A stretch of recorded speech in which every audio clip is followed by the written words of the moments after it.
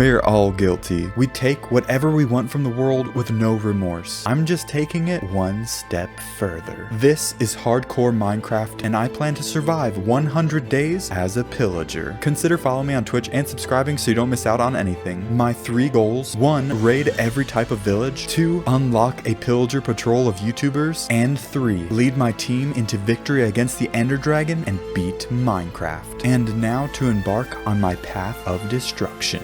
Day 1, after looking out across the icy tundra I had spawned in, I grabbed everything from the chest from the pillager outpost, made myself a wooden pickaxe, and this was the first time I didn't have to punch a tree. I got myself 5 cobblestone like I always do. I made myself a stone pickaxe, and then I realized I shouldn't use a sword as a pillager, so I got myself 1 more cobblestone and made myself an axe to use as my main weapon. The next step to surviving was food, so I headed out to find a forest to go hunting in, and when I finally thought I found my first sheep to kill, as I got closer, I realized that it was actually a polar bear. Luckily, there was a forest right behind him, so I spent the rest of day 1 pillaging this forest of all their woodland animals. I returned home in the middle of the night with enough wool to make a bed. Then I went to bed because I had no idea what would attack me. On day 2, it was time to gather some basic materials, so I started a nearby mineshaft and got myself some cobblestone and a little bit of iron. I was able to make a furnace and get some of the food I collected to start cooking. I spent some time chopping down trees, and when I returned home, I wanted to finally make my very own crossbow, but I realized I didn't have enough string, so I went mining until it was dark out and I could hunt down some spiders. After getting the string I needed, I started heading back to my base, and I was surprised when the hostile mobs started to attack me. I was just minding my own business killing rabbits, and these frozen skeletons knocked me down to 2.5 hearts. So while I was healing up, I decided I would need as much protection as possible. I finally crafted myself up a crossbow as well as this shield. I was becoming the most intimidating pillager out there. I didn't want to risk hostile mobs spawning in my base, so I started lighting up the place and took a second to appreciate the peaceful snow falling. Then I went to bed so all the hostile mobs that attacked me would burn to death. While I do have a base and want to expand it, the life of a pillager is more of a nomadic life. We like to travel around, and while we do collect some resources, we most of the time let our weapons do the talking. We really just do the bare necessities we need to survive and let others do the hard work for us. On day 5, I found my very first village, killed the iron golem, and began killing off all the villagers. I grabbed myself a bucket of lava and made sure that the villagers knew that they were being raided. I trapped these guys in their igloo and began running around lighting all the houses on fire. I broke my axe while fighting this villager, so I just pushed him into the flames. After making myself an iron axe, I grabbed a piece of wood from one of the houses because it's going to be important later on in this video. While pillaging, I accidentally set myself on fire, so I frantically started breaking ice trying to get some water to put myself out before I died, but luckily with just 2 hearts left, the fire went out. After burning down most of the village, I went around collecting all the lanterns so I could use it in my own base and not have to make them myself. Could you believe a pillager is capable of this much destruction? This once peaceful village now laid in ruins with no survivors. Wait, hold on 1 second. Okay, now with no remaining survivors. On day 6, I continued exploring for more villages to pillage. I would zoom over long stretches of ice, explored this massive spruce forest, and I saw some flames through the trees, but I was not the one to start the fire. As I got closer, I realized there was a ruined nether portal. I got myself some shiny trinkets and a block of gold. I changed my mind on the gold pants, so I tried trading them with this piglin that must have came through the portal. I love exploring Minecraft so much. There's so many beautiful, unique places to see. On the night of day 8, I decided to set up camp in this valley and cooked all the food that I had peacefully gathered. And on the morning of day 9, I put out my fire and continued my search for another village. And not too much farther away, I found this taiga village. And by day 9, I had already found 2 types of villages to pillage. In one of the first chests that I opened, I found diamond horse armor. After taking everything from the village, I had a bit of a different idea to destroy this village. While I was executing that idea, I found out that phantoms don't care what you are. They'll try to kill you no matter what. But luckily I survived, and by day 11, I had transformed this beautiful harbor village into this broken down, abandoned remnant of civilization. I wanted to make the houses look like they were falling apart, roofs were collapsing, or just totally knocked off its building, some trees destroyed, and the pumpkins to make them look like they're actually thrown into the water. Also, here's a piece of advice. When picking a fight with an iron golem, make sure they can't reach you. There was one thing that I didn't really want to destroy. This was such a cool armory place that I just had to leave it alone. I just took took the armor and threw it on. On day 12, I decided to take a different way home and sailed a boat through this warm ocean right next to an icy tundra. I was excited to see a snowy village render in the distance. I didn't hesitate to start burning everything to the ground. And if you're ever planning to loot a bunch of villages, look for the buildings with the grindstone in front of them. Although they might be occupied, so just get rid of any villagers inside. Then go straight for the chest because these buildings usually have the best loot in the village. I got my very first 2 diamonds from it, and I also found a saddle. Another tip to squander the hopes of the villagers is to jump on their crops. That way the farmers can't replant anything. And before leaving this village, I found myself a new friend. I threw my saddle and diamond horse armor on my new steed and started to light his old pen on fire. Then I quickly realized that that was not a good idea. Luckily my horse didn't die, and I had a bunch of the stolen wheat that I could feed him to get his health back up. Now it was time to ride off into the distance and head back home. I'll be honest, if I saw a pillager roaming through the countryside on a diamond armored horse, I would be a little scared. As I made it back home, I'm sure the other pillagers were pretty impressed with all the loot I had and my new horse. On the morning of day 16, I got my horse a nice little pen for it to stay in and then headed back down into my mine. While trying to get down to diamond level, I almost fell in this lava. Upon further exploration of this cave, I came across this lava pool with some shiny diamonds across the way. With 4 more diamonds to add to my collection, I was one step closer to getting full diamond armor and being able to match my horse. This right here is why you should always check what blocks are underneath your diamonds. I was determined to get all the diamonds that I would need for these 100 days in just one go, so that way I wouldn't have to come down here again. I was a little weary from mining in my last video. By the end of day 22, I had myself a diamond pickaxe and 28 diamonds that I could use to make full diamond armor. It's always so satisfying being able to make diamond armor all in one go. And I made sure to get a few extra diamonds so I could make myself a diamond axe. I took off all my iron armor and donned my fresh set of diamond armor. Although the armor doesn't show on the pillager, and I think it's because they're a little tubby. I knew I wasn't going to be the only pillager in this world, so I got an armor stand to save my old armor for the next pillager who joins my patrol. Sorry, horsey, not you. Day 23, I was interrupted by this enderman while trying to make myself a shovel. Once I had that shovel made, I went outside and started pillaring up with gravel and took a look around at the landscape just to realize that it's not that different from the view from my tower 20 blocks away. Anyway, I definitely wish I had a Fortune 3 shovel at this moment because I was trying to turn all of this gravel into flint. On day 24, it was back to exploring for more villages to conquer. I got into a fight with some more spiders and got to use my shield for the very first time. Soon after, I arrived upon my first plains village. I was excited to find another saddle so each of my YouTuber friends could have a ride. I got a little too used to burning down villages, and I realized that it was way too close to this forest, which normally I wouldn't care too much about burning down, but I did need some dark oak wood to build my base. So I tried my best to stop the fire from spreading. This village had a lot of wheat, so I took some time to collect it all, to kill all the animals around their village, stopped another forest fire, and killed this wandering trader's llamas to get some leads. On the morning of day 26, I hooked my horse up to this pole, crafted some more arrows, killed the wandering trader, and spent the next couple days collecting some dark oak wood. On day 29, I left the village to keep exploring, and I came across this swamp. Getting those leads from a wandering villager gave me the idea to collect some slime while I had the chance, so that way I could make as many leads that I would need. This was my very first time swimming underwater in a swamp at night. It looks so cool. Anyway, after killing a little bit more slime, I spent the next 2 days traveling on home, and I came across this cool looking horse that I decided to take home with me. And after all that walking, we had kind of a close call with this lava pool, but luckily I was able to tame this new horse and get both of them into their pen. After unloading all my things that night, I had an idea to decorate the outpost with the bells that I got from the raided villages. Then I was ready to make myself a second crossbow, but unfortunately one of my fellow pillagers saw me kill a spider. I still got kind of lucky because I didn't have to kill him. And by the night of day 31, I had myself 2 crossbows, which means I could shoot twice as fast. On day 32, I finally felt like I had enough resources to expand my base. So I turned this isolated outpost into this epic pillager encampment. I built a gate tall enough for me to ride my horse right on through. I of course had to set up a place to store all the food and water for the horses, as well as a place for me and the other pillagers to eat at. I built these huge barracks for me and my fellow pillagers to warm up and get some rest. I also added this little map of the area and a place for guards to sit while they watch any prisoners we might have. Any good pillager camp will have a place to build all the weapons and armor we might need, plenty of resources, and a place to practice with our crossbows. Now there was just one more thing to add to my camp, an enchantment table. So I spent the rest of day 38 preparing for my next conquest. I continued to search for plains villages because I thought that they had the most libraries, which meant easy access to bookshelves. Finding 2 villages right next to each other was definitely a bonus. I made my way to the side of the cliff and took a leap of faith and missed the water.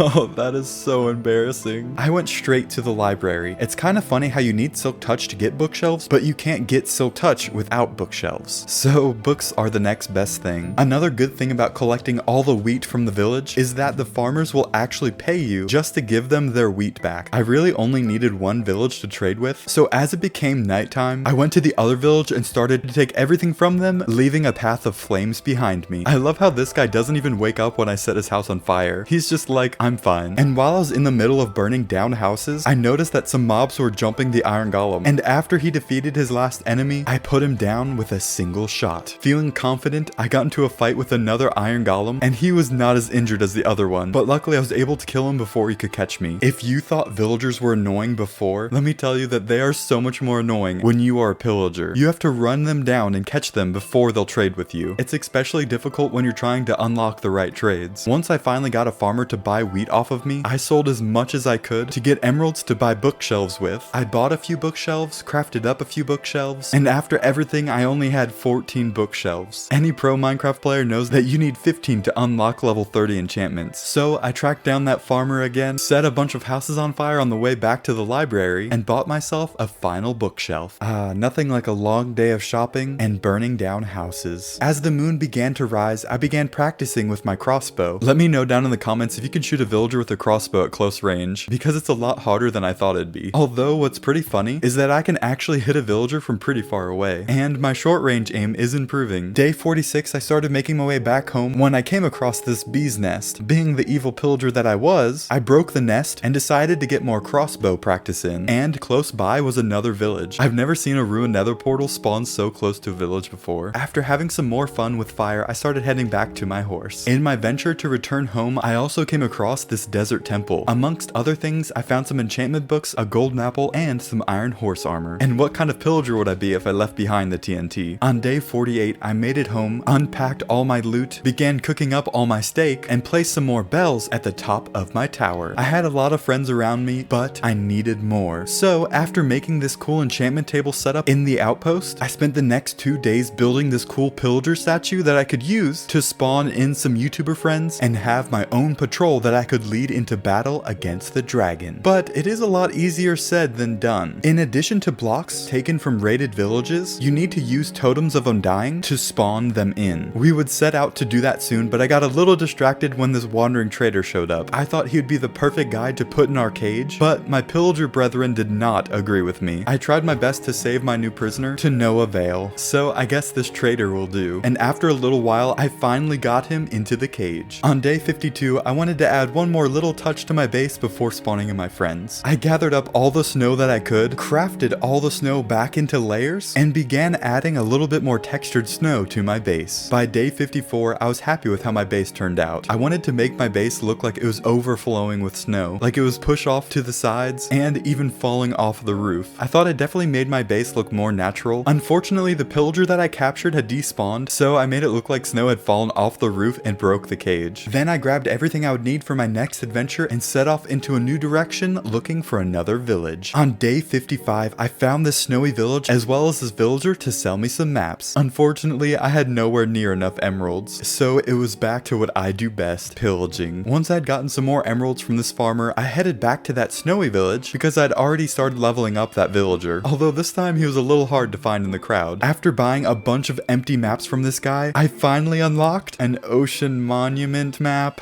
I was so frustrated. I had to go back to my outpost to get the ingredients for compasses, and I also had to get some more emeralds. And I thought 6 ocean monument maps would be enough, but after buying them, he was still really far away from selling me a woodland mansion map. But he would buy some glass panes, so I went to the nearby beach and started collecting sand. While that sand was smelting, I went mining for some more redstone and iron, and finally I unlocked the woodland mansion map. Now it was time to set out for the mansion. The mountains in Minecraft are already so cool, but who else is excited for the update? On day 60, the woodland mansion came into render distance. I always forget how big they are. And I also saw that there was another village right by the Woodland Mansion. How unfortunate for them. It's cool on horseback, but you move kind of funny as a pillager in third person. Next to the village was a sunken ship that had spawned on land, but after a little while of digging, it was just too much work to bother getting the loot. And when I came back up to the surface, I was greeted by these two phantoms. And I'd say that my crossbow aim is definitely getting better. I spent all my iron on a shovel and a hoe, so it was a bit ironic that I killed this iron golem to use his iron to craft a flint and steel to burn down the very village that he was trying to protect. On day 61, I was ready to brave the Woodland Mansion. Being a pillager, it was actually a pretty peaceful experience. I just got to enjoy all the cool stuff in there, and the weird stuff in there. I was relieved to see that these tough guys were not going to try to attack me. Finally, I came across the wizard I was looking for, and they actually run incredibly fast. It did not seem normal. When he was distracted looking out the window, I got 2 shots on him, and he was about to spawn in his little ghost friends. So I jumped up on the table and ran at him with my axe, killing him with a single swing and getting a totem of undying. And after interrupting this evil meeting in the last room, I left the mansion and started making my way back home. I really love this space. It looks like it could be added to a future update. On the morning of day 64, it was finally time to spawn in a friend. I went up to my pillager statue and put the remains of an iron golem along with a totem of undying into the chest. Let's get this party started.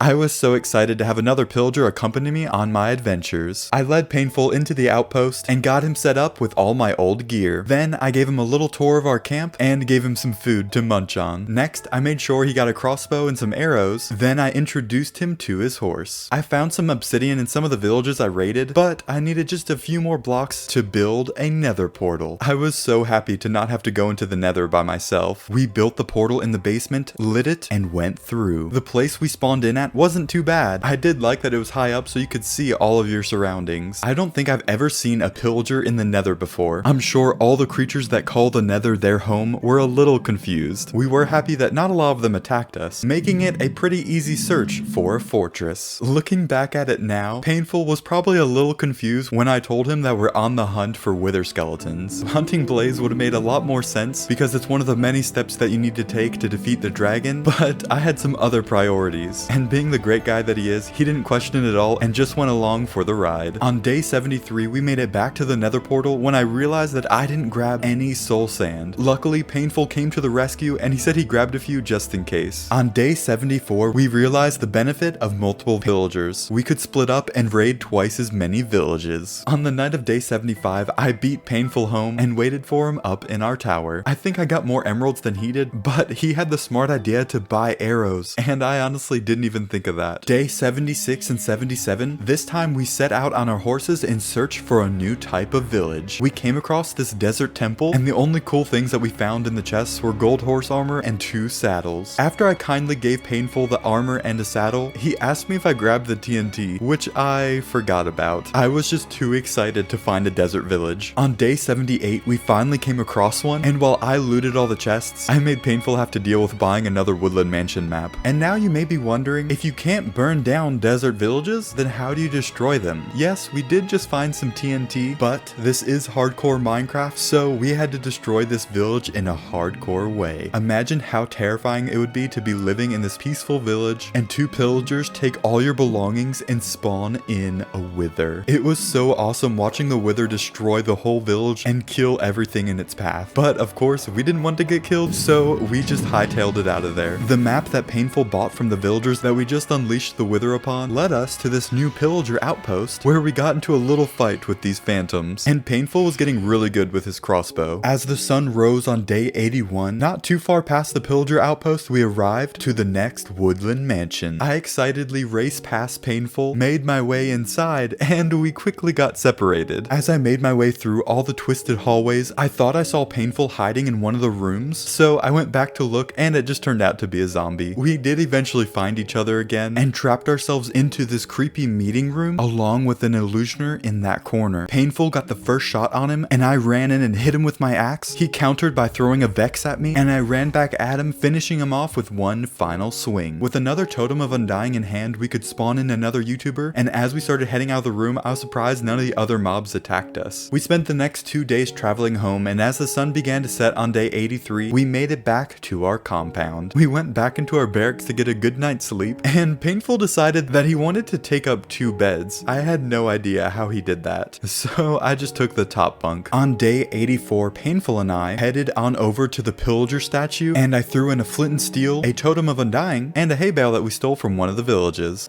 Ready to help. My patrol party was slowly coming together. We got Forrest all the gear and food that he would need, and he was pretty excited to get a crossbow. And now with 2 pillagers protecting me, we headed back into the nether. We spent the next couple of days mining for gold throughout the nether to trade with the piglins. On day 87, since Forrest and Painful have better bartering skills than me, I let them trade with the horde of piglins that we captured. In addition to collecting blaze rods earlier, I also forgot to write down the coordinates of the fortress, which means we had to look for another one. Luckily, it wasn't too hard to find, so we made our way into the fortress, and I led my team into battle against the Blaze. I think I was a little too confident charging into a spawner room to fight Blaze, and they knocked me down to 2.5 hearts. Luckily, Painful and Forrest stopped them from killing me. After getting plenty of blaze rods, we headed back to the portal and had some fun hunting down this ghast. And on the night of day 91, Forrest finally got his first night of sleep. The next morning, I let Forrest borrow my horse so he could go in search for one of his own. And while he was doing that, me and Painful headed down into the mine in search of some lapis so we could enchant some of our gear. I was excited to meet up with Painful after a day of mining, having 14 pieces of lapis. But it turns out Painful got more lapis than I did, and he also found diamonds. Luckily, I was able to find some myself, and we both made ourselves some diamond axes, which was actually very helpful because my first one was about to break. Selling villagers back their own crops actually gives you a lot of levels. I got some pretty good enchantments on my weapons, and I enchanted Painful's weapons as well. Now we just needed to unlock the last YouTuber and beat Minecraft. To spawn in the last guy of my pillager patrol, we would need some more totems of undying, and what easier way to get it than a raid. Once Painful and I captured this bannered pillager, we noticed Forrest arriving back home with a brand new horse. We killed this pillager with a banner to get the bad omen effect, and soon after the sun began to rise, so we all hopped on our horses and headed out to find the last type of village we would need to complete my first goal. It was a ton of fun to go exploring with these guys and just riding our horses along the countryside. On day 94, we made our way into the savanna biome and found ourselves the perfect village to spawn in a raid. Things were going pretty smoothly until this guy knocked me down to half of a heart, and if I was by myself, I totally would have died. Luckily, my allies saved me just in time. I'm honestly surprised I didn't use any of the TNT that I found up to this point, and I thought that it would be the perfect tool to fight the Ravengers. We continued to fight off the raid into the night, but I guess all the villagers were killed and we technically lost the battle. But since we're also pillagers, we didn't really care about the villagers, and we got what we came here for. We had ourselves enough totems to spawn in the last YouTuber, so we just started heading on home, and we grabbed this extra horse on the way back. I stayed in the back of the traveling party to make sure the horse got back to our base without coming off the lead. On the morning of day 97, I gathered everything that we would need to spawn in the last YouTuber. I got a totem of undying from Forrest and one from Painful, and I put a building block from each type of village into the chest, along with 4 totems of undying and an emerald block.